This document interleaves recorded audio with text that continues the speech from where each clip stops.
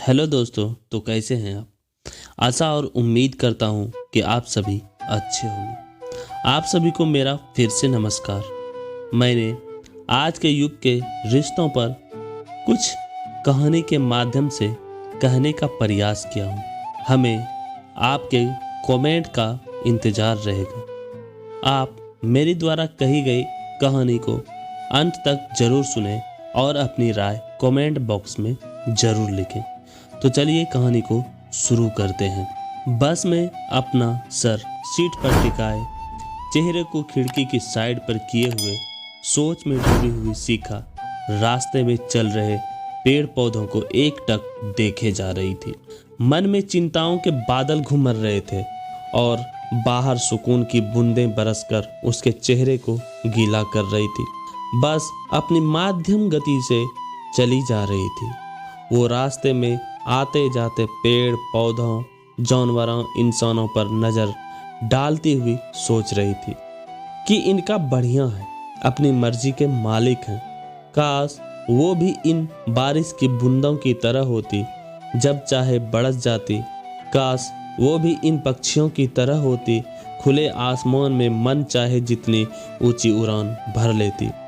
मुझसे अच्छे तो ये पशु पक्षी हैं, आज़ाद अपनी मर्जी के मालिक, कोई रोकने टोकने वाला नहीं है। सोचकर ही उसके गालों पर आंसुओं के दो मोती लुढ़क आए। उसने आंसुओं को पोंछा और फिर से सोच के सागर में गोते लगाने लगी। तभी अचानक से उसकी सोच को विराम लगा। ड्राइवर ने बस रोक दी।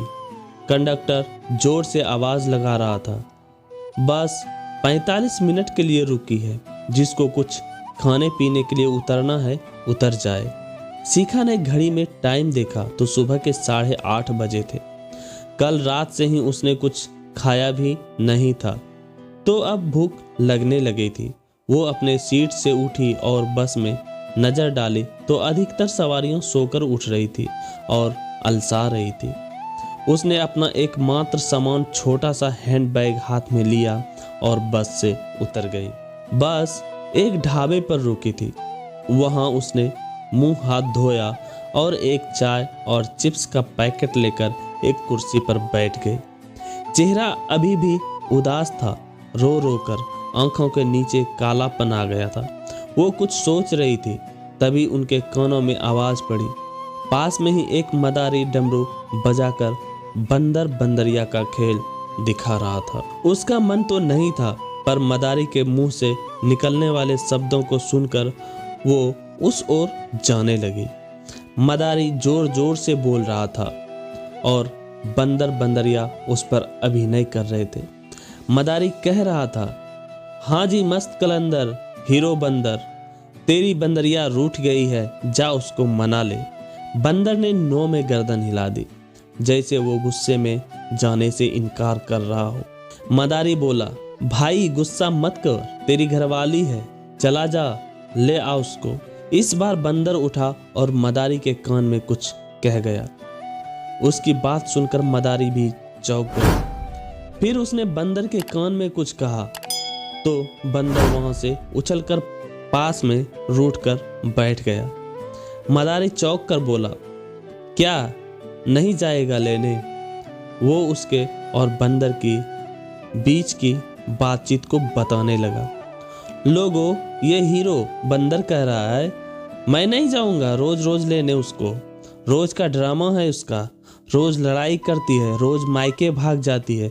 मैं अपना काम धंधा देखूं या इसको ही मनाता रहूं?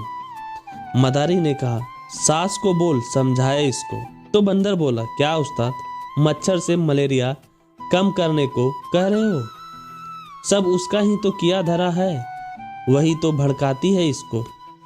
मदारी बंदर को बोला, तो ससुर को बोल समझाए उसको। बंदर बोला, उस्ताद ससुर बोलता है, दामाद जी मैं क्या समझाऊं, मेरे पास तो उसकी भी माँ है। मदारी की बात सुनकर आसपास बैठे लोग ताली पीटने लग गए। तमाशा देख रही शिखा भी मुस्कुराने से नहीं रह पाई, मगर उसकी हंसी एक पल की ही थी। वो फिर से उसी सोच में डूब गई और बंदरिया को देखने लग गई। बंदरिया लिपस्टिक लाली का मेकअप लगाकर एकदम दुल्हन बनी हुई थी। वो मदारी के एक साइड में बैठकर रूठने का नाटक कर रही थी। वो उस बंदरिया की तुलना खुद से करने लगी जो मदारी के इशारों पर नाच रही थी। एक बार फिर से उसके कानों में मदारी की आवाज पड़ी तो वो अपनी सोच से बाहर आई। मदारी बोला, मेरे हीरो हीरा लाल, ऐसे गुस्सा नहीं दिखाते, तेरी ही घरवाली है, जाकर ले आ वरना बदनामी होगी। बंदर ने फिर से नो में गर्दन हिला दी और मदारी के कान में कुछ कह गया। मदारी जोर से डमरू बजाकर बोला, हीरो भाई बहुत गुस्सा है, कह रहा है मैं नहीं जाऊंगा तो नहीं जाऊंगा, बहुत नखरे करती है। मदारी फिर से डमरू बजाता है और जनता से कहता है, भाई सब रिक्वेस्ट करो कि ये चला जाए। जनता ताली पीट पीट कर हंसने लगती है और भीड़ में से आवाज आने लगती है, चला जा हीरो। बंदर अब उठता है और भीड़ के चारों ओर चक्कर काटने लगता है। मदारी डुगडुगी बजाता है और कहता है कि हीरो कह रहा है कि कैसे जाएं भाई, भाई के पास पैसे नहीं है। अब बंदर हाथ जोड़कर भीड़ के सामने एक डलिया लेकर चक्कर काटने लगता है। कुछ लोग उसमें पैसे डाल देते हैं और बंदर उन पैसों की डलिया को मदारी के पास लेकर आ जाता है और फिर अपनी ससुराल जाने का अभिनय करने लगता है।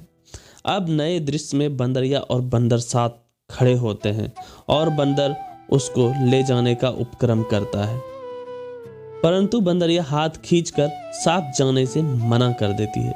मदारी अब बंदरिया की ओर जाता है और डमरू बजाकर पूछता है, क्यों रे हीरोइन, ससुराल क्यों नहीं जा रही है?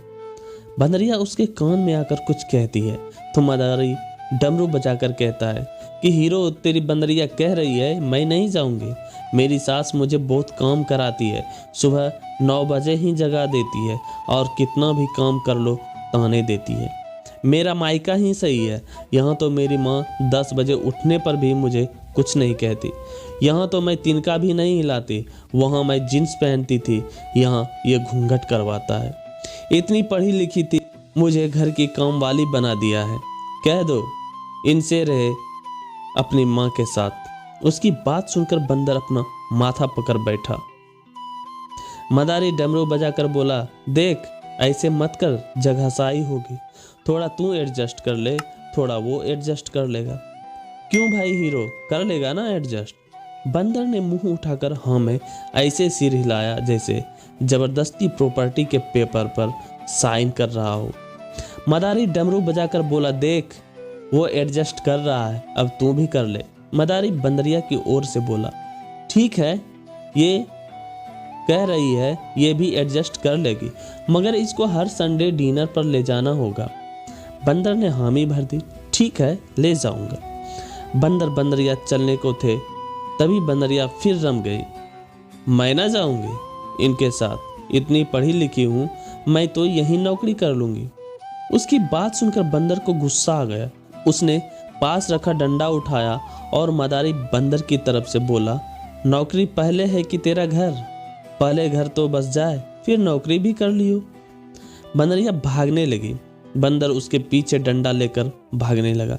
अचानक से बंदरिया रुकी और उछलकर मदारी की गोद में आकर बैठ गई। मदारी उसके मुंह से कान लगाकर कहने लगा, क्या क्या कह रही है? अरे ये तो मान गई। सुन भाई हीरो, ये कह रही है मैं हीरो से बहुत प्यार करती हूँ, उसके बिना रह नहीं पाऊंगी, अब मैं कभी नहीं रूठूंगी, बस मेरा हीरो ज़्यादा कमाने लगे। उसकी बात सुनकर बंदर ने जोर की गुलाटी मारी और डलिया लेकर लोगों के सामने चक्कर काटने लगा। मदारी जोर जोर से डमरू बजाने लगा, भाई हीरो की बोहनी करा दो, 4 पैसे घर ले जाएगा, वरना हीरोइन फिर से रूठ जाएगी। सुनकर लोग तालियां बजाने लगे और बंदर की डलिया में पैसे डालने लगे। थोड़ी देर में तमाशा बंद हो गया और सारी भीड़ छटने लगी। तमाशा तो खत्म हो गया था, मगर सीखा के मन में एक उथल पुथल चल रही थी। वो मदारी का खेल कम, उसके जीवन का तमाशा ज़्यादा लग रहा था। उसकी शादी को 1 साल ही हुआ था। पति अच्छा खासा कमाता था, पर उसके मन में सुकून नहीं था। उसको लगता था कि उसकी पढ़ाई लिखाई का कोई महत्व ही नहीं रहा। उसका पति उसको समझता ही नहीं है। उसकी पहचान मिटती जा रही है। वो बस एक हाउस वाइफ ही बनकर रह गई है। उसको मदारी के एक खूंटे से खोलकर दूसरे खूंटे में बांध दिया गया है। उसका पति एक मदारी है जिसके इशारे पर अब उसको नाचना है।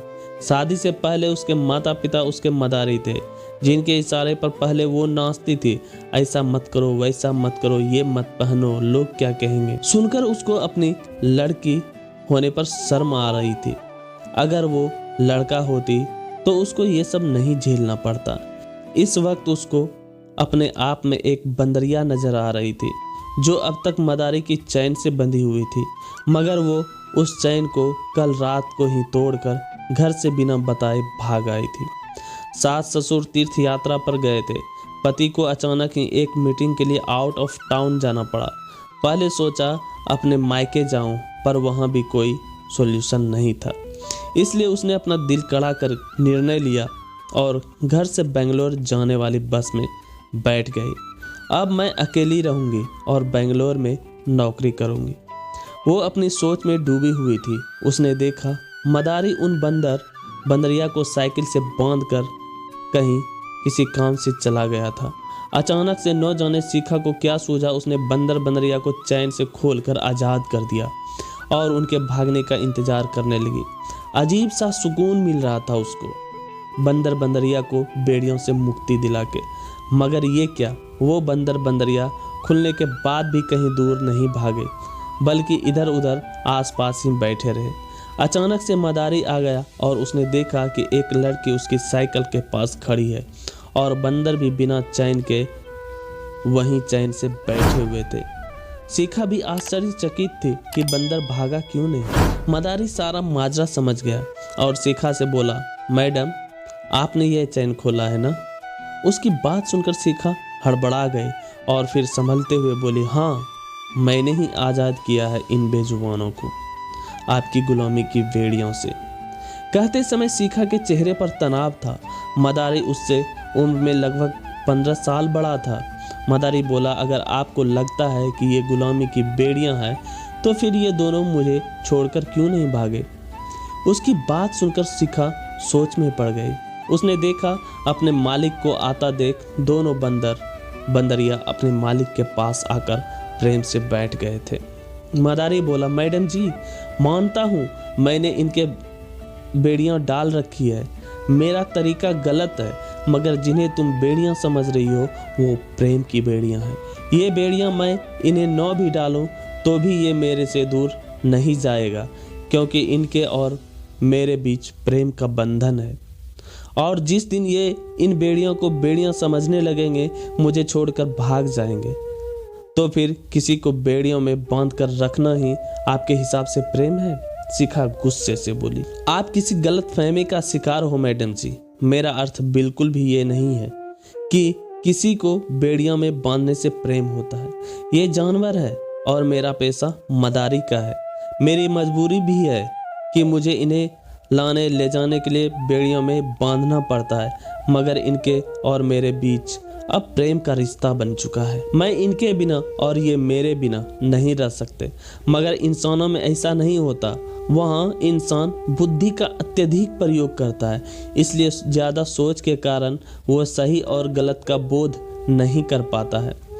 भावनाएं और प्रेम को दिल से समझना पड़ता है, वहाँ दिमाग लगाने की कोई आवश्यकता नहीं होती। अब आप मेरी पत्नी को ही देख लीजिए, उसको कौन सा मैंने बेड़ियों में बांध कर रखा था। उसे खूब प्रेम किया, मगर वो सिर्फ मुझे इसलिए छोड़कर चली गई क्योंकि उसके ख्वाहिशें ऊंची थी, जिन्हें मेरा जैसा छोटा मोटा आदमी पूरा करने में सक्षम नहीं था। खैर माफ़ कीजिएगा, मैं भी क्या बात लेकर बैठ गया। आप ठीक तो हैं ना?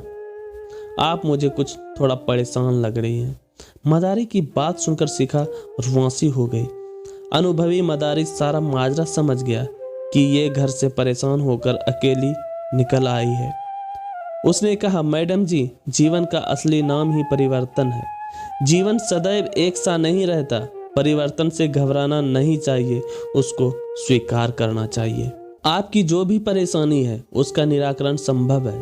दुनिया से भागने से समस्या हल नहीं होती। हो सकता है आपकी सोच और समझ दूसरों से अलग हो हो सकता है जिसे आप बेड़ियां समझ रही हो वो किसी का प्यार हो। आप पढ़ी लिखी समझदार लग रही हैं। आप जितना पढ़ा लिखा तो मैं नहीं हूँ, पर इतना कहूँगा, जीवन में कोई भी समस्या आए तो परेशान न हो। आपके परिवार से बढ़कर आपका कोई नहीं हो सकता। मदारी के मुंह से इतनी गहरी बात सुनकर शिखा सोच में पड़ गई। उसको सत्य समझ आने लगा था। जिसको वो बेड़ियां समझ रही थी वो उसके माँ बाप की चिंता थी, जिन्हें डर था कहीं आज के गलत माहौल में कुछ अनहोनी न घट जाए, इसलिए वो उसको रोक टोक करते हैं। वो कितनी नादान थी। उसकी सोच थी कि वो उसको पिंजरे में बंद करके रखना चाहते हैं। लड़की होने का अपना एक महत्व है। अपनी पूर्व निर्धारित सोच के कारण ही उसके पति से उसका तालमेल नहीं बैठ पा रहा था।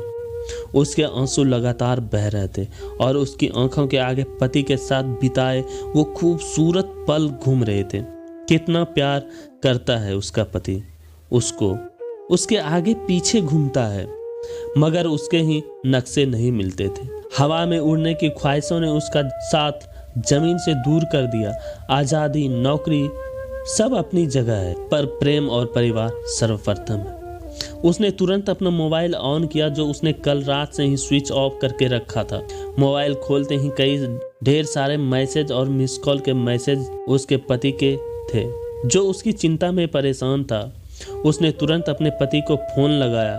पति ने फोन उठाते ही उस पर फट पड़ा और कहा, कहाँ हो तुम? कल रात से फोन बंद करके रखी हो। कितना परेशान हो रहा हूँ। सूचना देना था कि कल सुबह तक आ जाऊंगा, मगर तब से फोन बंद आ रहा था। घर में कोई है नहीं। मन में तरह तरह के ख्याल आ रहे थे। शिखा बस चुप रहकर पति की सारी बातें सुनती जा रही थी और मन ही मन मुस्कुरा रही थी। कल तक जो बातें उसको ताने लगती थी, आज उन्हीं बातों में छुपा प्यार और चिंता उसको साफ नजर आ रही थी। फोन के दूसरे साइड से कोई आवाज न आता देख पति हेलो हेलो कोई है बोला तो उसका ध्यान भंग हुआ और बोली हेलो। पति गुस्से से बोला, मैं इतनी देर से बोले जा रहा हूँ, कोई जवाब ही नहीं दे रहे हो। तो उसने मुस्कुराकर जवाब दिया, वो मैं लाइन से भटक गई थी। पति ने कहा, मतलब? शिखा ने कहा, मेरा मतलब नेटवर्क गायब हो गए थे। आप अच्छे से अपना काम कीजिए और जल्दी घर आइए, मैं आपका इंतजार कर रही हूँ। आपके प्यार की बेड़ियों के इंतजार में हूँ मैं। ऐसा जवाब सुनकर पति भी चौंक गया और खुद को संभालते हुए बोला, अपना ध्यान रखना, सुबह जल्दी मिलते। उसने मन ही मन उस मदारी को धन्यवाद दिया जिसने एक बड़ी गलती करने से उसको रोक दिया था और जीवन का एक बहुत बड़ा पाठ उसको पढ़ा दिया था। एक दिशाहीन को ही सही दिशा बता दी थी। उसकी बस चलने लगी थी। कंडक्टर ने खाली सीट देखकर खूब आवाज लगाई, मगर सवारी कहीं नहीं दिखी, तो बस अपने गंतव्य स्थान की ओर बढ़ने लगी। वो रोड क्रॉस करके दूसरी साइड आ गई थी जिस ओर उसको जाना था और अपने घर की दिशा की ओर जाने वाली बस का इंतजार करने लगी। तो दोस्तों, हमारी कहानी यहीं खत्म होती है। अगर कहानी आपको पसंद आए तो लाइक जरूर करें और ऐसी कहानी सुनने के लिए हमारे channel A to Z story को सब्सक्राइब करें। जय हिंद।